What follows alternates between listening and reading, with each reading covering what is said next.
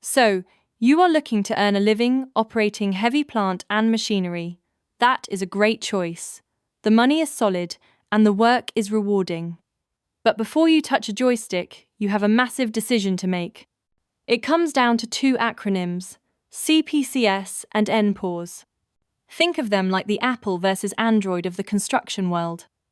Both do the same job. They prove you can drive a machine safely, but they work differently, cost different amounts, and most importantly, they open different doors.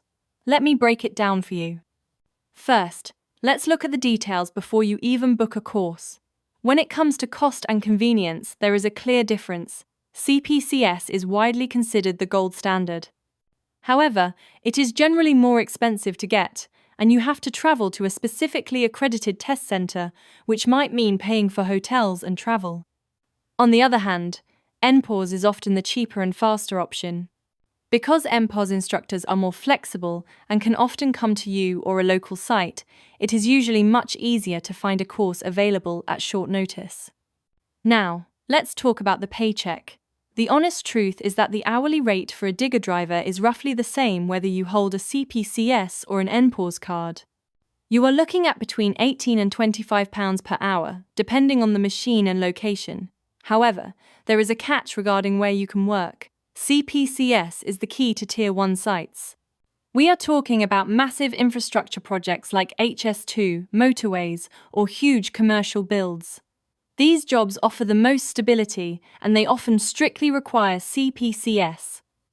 If you hold an NPOS card, you will be fine for housing sites, smaller commercial jobs, and utilities, but you might be turned away from the mega projects. Next, let's look at what happens while you are undergoing training. If you choose CPCS, prepare for an intense environment. The novice course usually lasts between 5 and 10 days. The theory test is verbal. The tester will ask you questions and record your answers on a dictaphone. You must hit specific keywords to pass. The practical test is very strict, with tight time limits and zero tolerance for errors.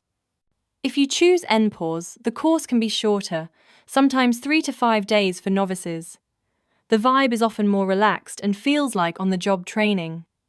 The theory test is usually a multiple-choice written paper, which many people find less stressful than the recorded verbal test of CPCS. Finally, let's cover what happens after your training when you are trying to find work. For both schemes, you do not get a permanent card straight away. You will receive a red Trained Operator card, which is valid for 2 years. To upgrade to the blue Competent Operator card, which lasts 5 years, you must complete an NVQ Level 2 while you are working. There is no shortcut around this. Here is the most important advice I can give you regarding your job hunt. If you choose NPOS, you must ensure you ask for the card with the CSCS logo on it. Traditional NPOS cards without this logo are often rejected at the turnstiles of major construction sites because they don't prove you have done your health and safety touchscreen test. Always pay the extra for the CSCS badged card.